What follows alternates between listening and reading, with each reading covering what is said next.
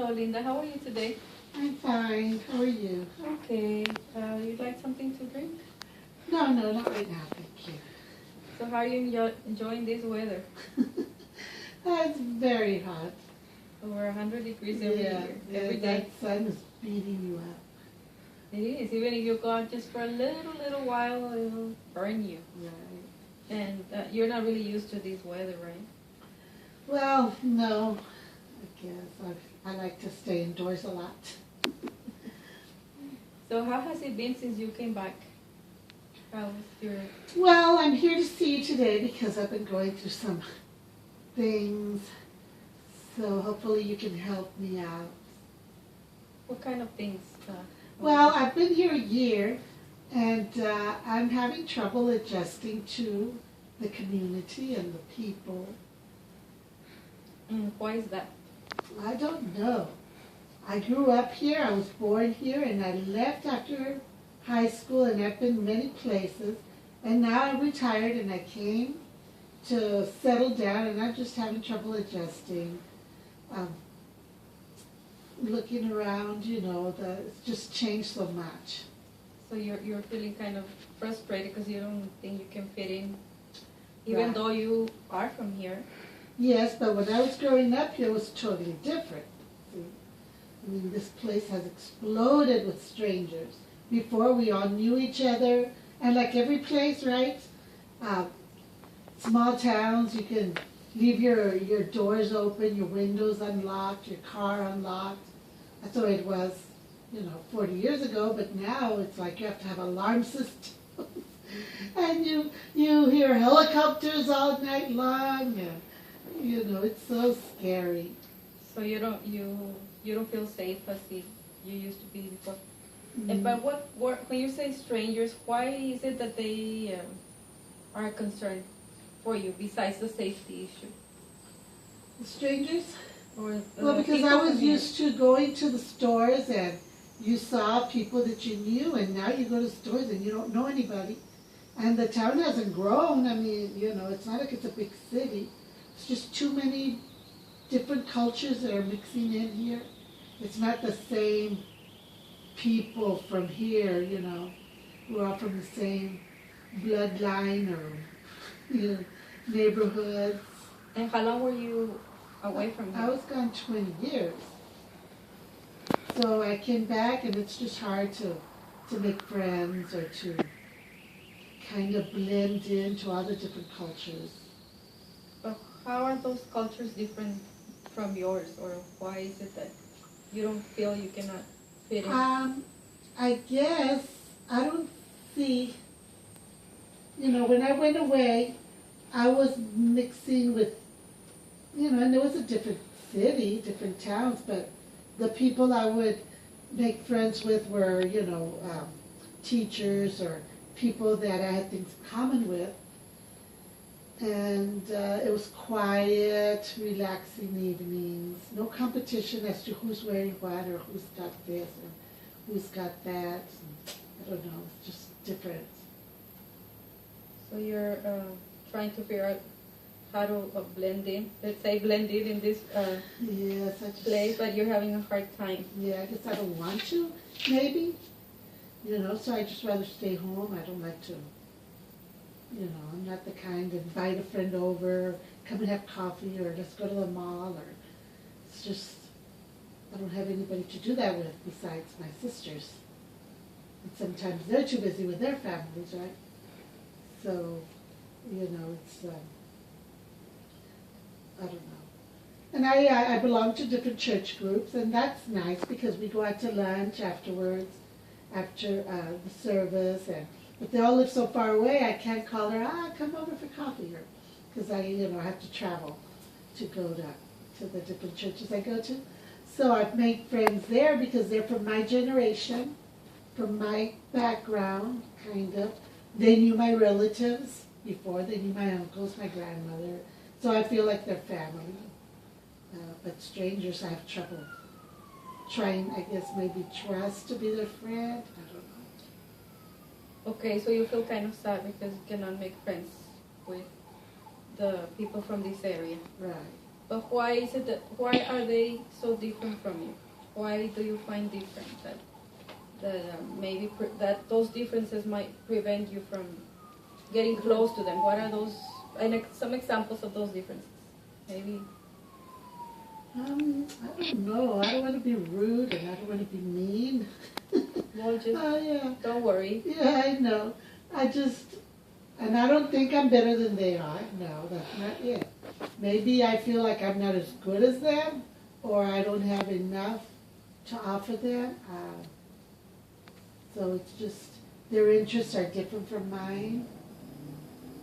I do have some good friends, but of course they're families and they do family things. I can't call them up, oh, come over for coffee or whatever. Sometimes I do, but they bring the whole family.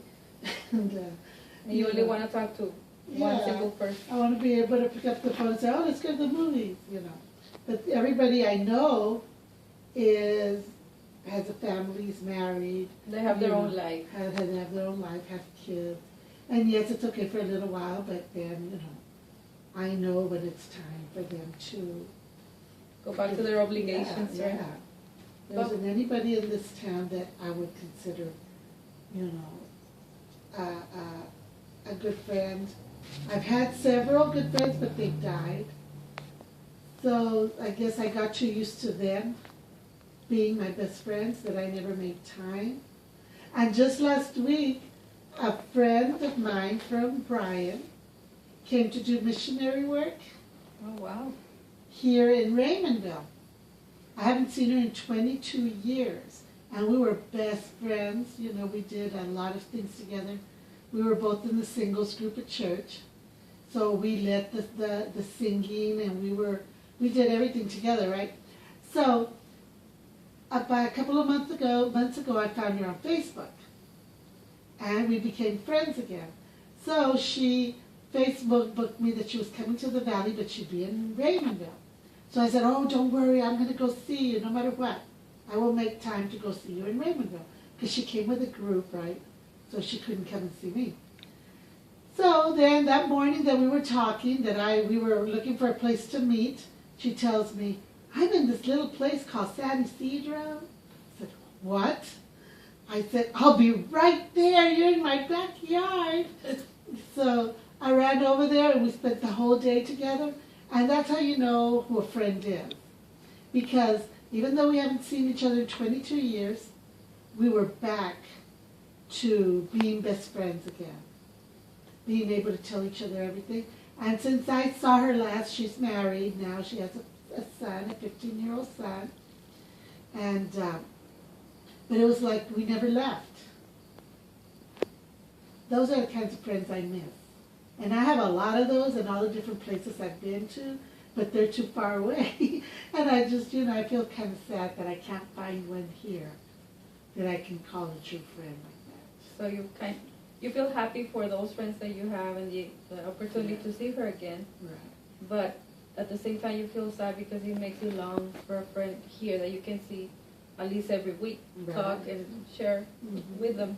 But again, why is it that you cannot really identify with the people from here? What? Maybe, I don't know, the more I think about it, maybe I don't want to. But why? Maybe I'm just afraid to lose them again, like I did my other friends that have passed away, or that I'm going to have to leave one day. You know, maybe I'm just afraid. You're afraid of losing them again.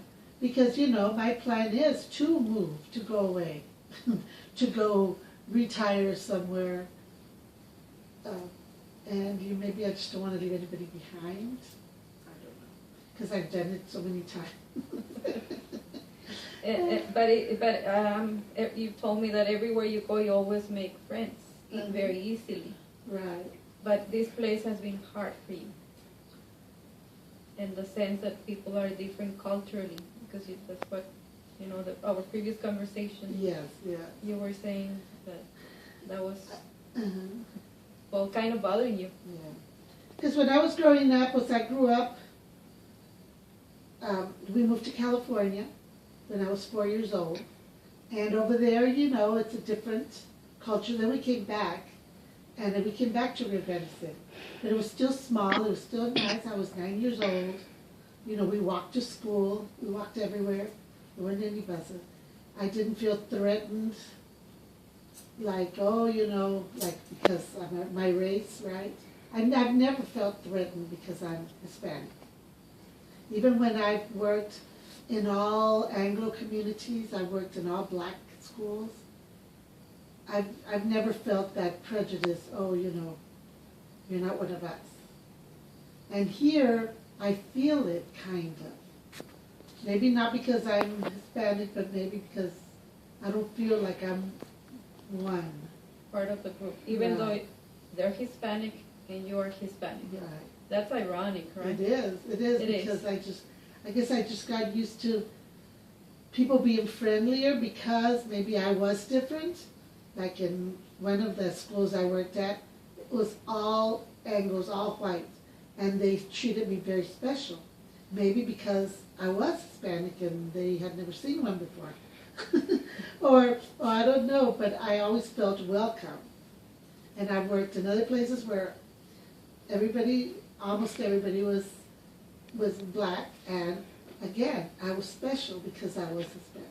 But here, maybe since everybody else is Hispanic, I don't feel special.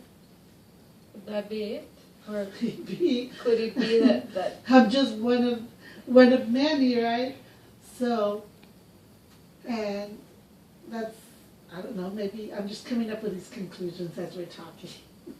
Yeah. But like growing up, my parents, we spoke both English and Spanish at home. It was never a problem. My parents spoke both languages. My dad was a car salesman, so he dealt with, all kinds of oh yeah, here with all Hispanics, in California with all Anglos. We came back, he was a farmer, a rancher. He had to deal with a lot of banks and you know, he sold cattle, bought cattle, raised his crops, sold watermelons. He used to love to travel. So we really didn't have that problem. And now I guess since there's so much prejudice in this world, now we start hearing it or noticing it. But, so, I don't know. Do you think that since we live so close to the border, would that be an influence to, or a reason why you think those people from here are very different than the place you come from? Yes, I think so. You know, when I go back to visit, the first question I'm asked, well, how dangerous is it? Or how close are you to the river? And it's just negative, negative, negative about the location. And maybe that's another reason why I just don't want to get too close to anybody, right? The fear. So try to explain to them that, you know, I was born and raised here. I'm not afraid.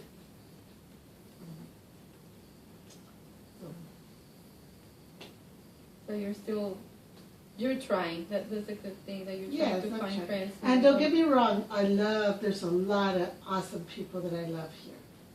They're all, you know, they're good friends, but they're not the kind of people you would call up and say, let's go to the movies or whatever, go shopping. Let's go get a mani and a pedi, you know.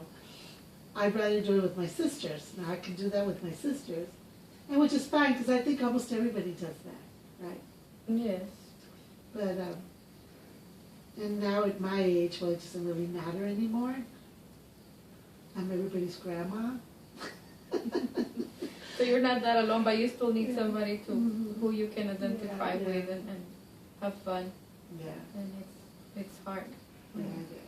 when you think there are some differences that separate you from them, even though they seem to have the same culture as you do, but not really, right? Because every region has a Yeah.